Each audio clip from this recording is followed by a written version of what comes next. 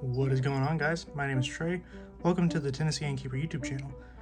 As you can see here before me, I have my, what I believed was Camponotus discolor colony, but I believe is actually Camponotus discipiens. I don't actually know how you say it. Yeah. I'll put it right on the bottom and you can read what it is and determine what the word is. But we don't actually have Camponotus discolor here in Tennessee, at least as far as I know. And according to a couple of my friends in the innkeeping hobby who are from Tennessee, they said we do not have discolor here. So I don't guess this is Camponotus discolor. I've been misidentifying these for a very, very long time. So anybody that has gotten ants from me in the past, I'm sorry. It's not discolor. But what you can do to tell the difference between the two is, I believe discipiens, or however you say it, the queen has facial hair and discolor does not. But you can kind of see the queen there, right in the middle.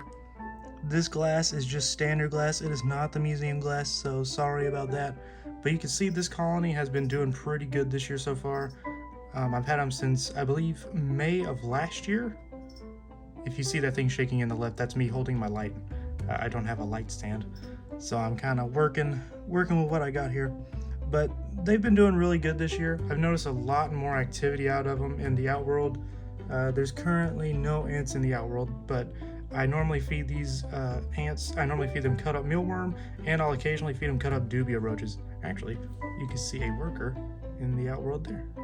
2 of them, actually. These ants are super cool.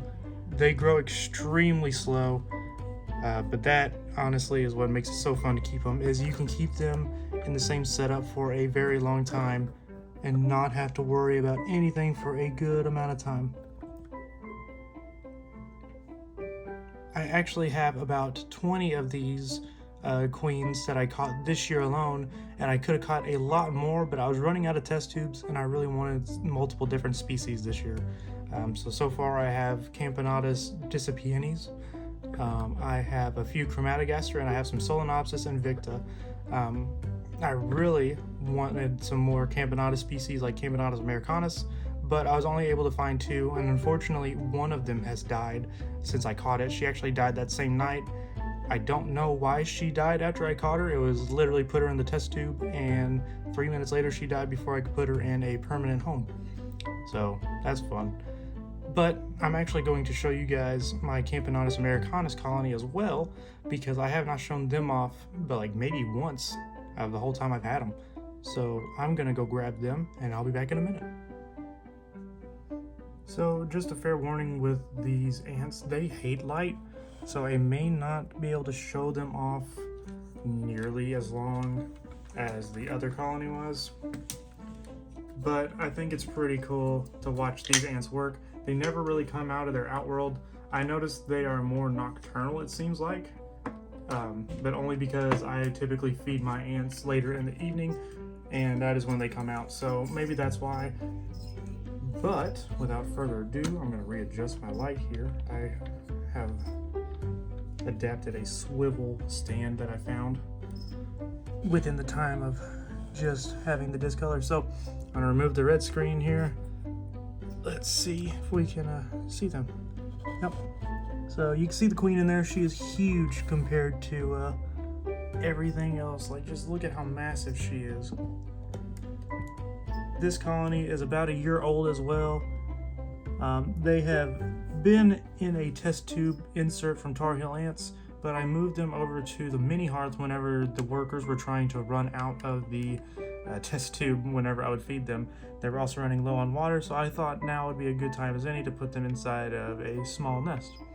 The mini hearth is perfect for these ants so far, especially because, like I mentioned before, they are slow growing. All Camponotus species are, so it's really nice being able to keep them in something so small and not have to worry about them for a while. But like, you know, look at how small it is. It's cute, right? I don't have a banana to compare the size, because apparently in America that is what we like to use as a good measuring instrument, is a banana, from what I've been told. But I've zoomed out a little bit and you can kind of see them a lot better. Like I said, they hate the light. This is the most I've actually seen them move inside of the nest, and this is also the cleanest I've seen the nest. Normally they will put their trash down in this little area, but here lately they've been bringing it and putting it in the top of the outworld. Again, you know, these ants are super easy. I feed them mealworm. I will keep the Bioformica liquid feeder full of the sunburst liquid they have. I do half sunburst, half water.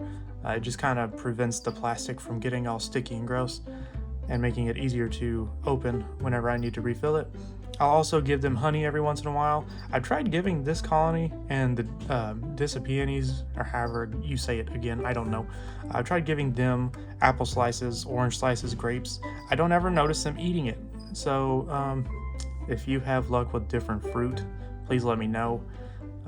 Again, it might just be I don't catch them actually eating it, because I will feed them in the evening time and then just leave them alone after that. But I know that this colony, they love mealworm and superworm. They don't like superworm as much as they do mealworm. I notice they will swarm mealworm, where whenever there's superworm, you see maybe one worker at a time. This worker over here, she was just showing her fangs at us, I guess you could say. Look at her, she is not too happy with us shining the light on her.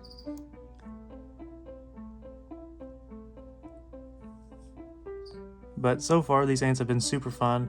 If you can get your hand on a colony of these, whether you buy them or you find a queen out in the wild, highly recommend catching her and trying to raise her. They are just phenomenal ants. They are pretty. They have black heads and their bodies are like a tannish brown. They're really pretty. I actually keep these on my desk a lot, so whenever I'm working, I can look over and see them while they're working. So it's pretty cool.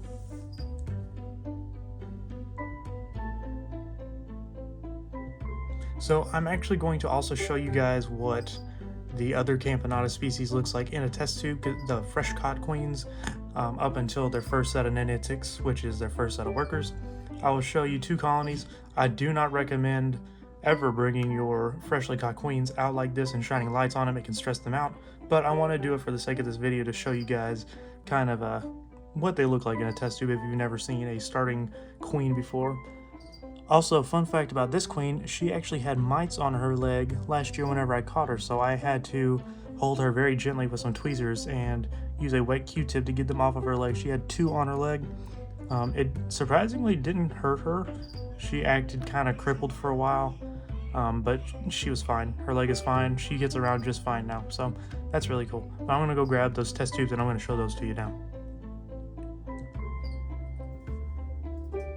Alright, so you're going to notice that I have this rag over top of the test tube here. That is so that way the light does not stress her out until we need to show her off. Again, I normally don't shine a light on the colonies that are in test tubes when they're just starting out, just so I don't stress them out. It's just a rule of thumb I have. The last thing you want is for a queen with no nanitics or no workers to get too stressed out, because she will eat her eggs. But again, this is for science. So here she is. You can see her little pile of brood here. She has 3 cocoons by the looks of it, but she is a very pretty Camponotus Discipenes queen. Again, I'll say it till the day I die. I don't know how to say it. I don't want her to eat her eggs, but I did want to show her off. Super cool. These ants, again, they take a while to develop from egg to worker.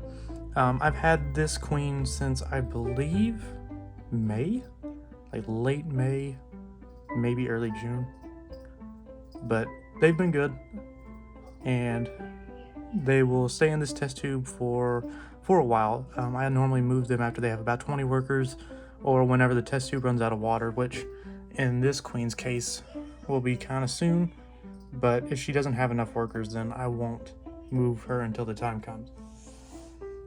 So now I'm going to grab a test tube with some nanitics in it, and I'm actually going to show you guys how I get the tin foil of honey out, because I get asked this a lot from people that buy ants from me.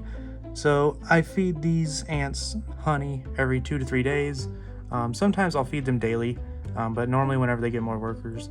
And as you can see, this queen is super stressed out because of the light and because I haven't been messing with her.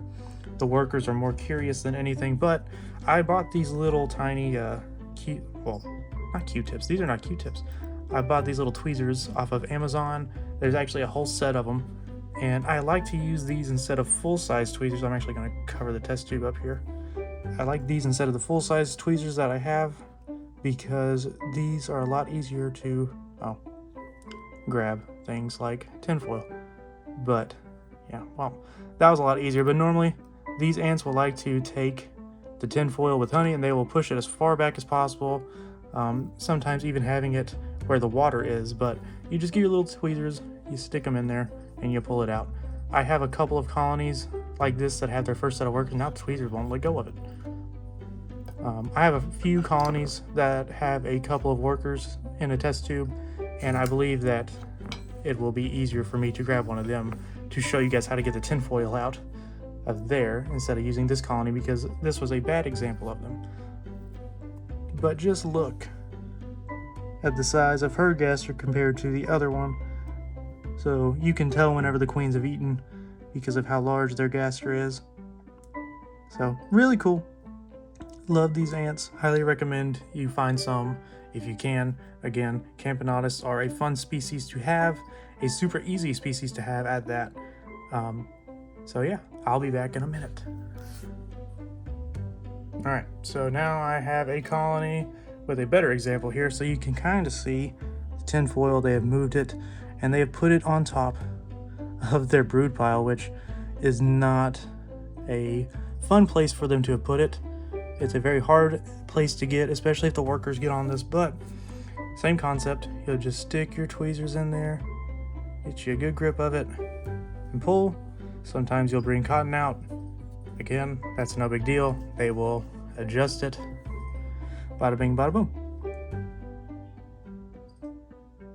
They are freaking out. These ants absolutely hate light because I keep them in a very dark area. Normally I have a heating cable on them, but because I have them on just bare carpet, I do not have a heating cable on. So they're going to develop a little slower. But whenever I get my room all set up and ready to go again, they will have a heating cable and they will be able to, move their eggs around closer to the heat if they need more heat, or put them farther back, which normally you want their eggs to be kind of around the water here, so that way the humidity gets to them. Humidity is very good for the development of the eggs. But with all that being said, guys, and with me doing all that, look, they're trying to move the brood. They don't like us looking at them. We'll cover them up. With all that being said, though, guys, I hope you enjoyed this quick video, and sorry for misidentifying these ants. Again, we don't have this color in Tennessee. We have Discipenes. Again, still don't know how you say it. But don't forget to like, comment, and subscribe, guys. I really appreciate you guys watching my videos. We're almost to 300. When we get to 300, I will try to do a live stream giveaway. I've said that every single time, but this time I think I got it. The last time we tried to do a live stream, we couldn't because I did not authorize the ability to on YouTube or something. I don't know. I had to accept something and wait 24 hours. It was weird. But with all that, guys, again, don't forget to like, comment, and subscribe. We'll see you in the next one. So just to show you guys how many of these ants I have, here is the Ants Canada test tube rack, I guess is what you call it. It holds 5. I have 10 here, and then 10 down there. I have 20. And if we come down here, I actually have a Camponotus americanus queen with some eggs. So that's super cool. And then some Solenops and some Victa here. And then that's a queen ant I can't show. It's a surprise. But yeah, super cool. I love keeping this ant species. And if you guys ever get into the hobby, highly recommend trying to catch one of these first.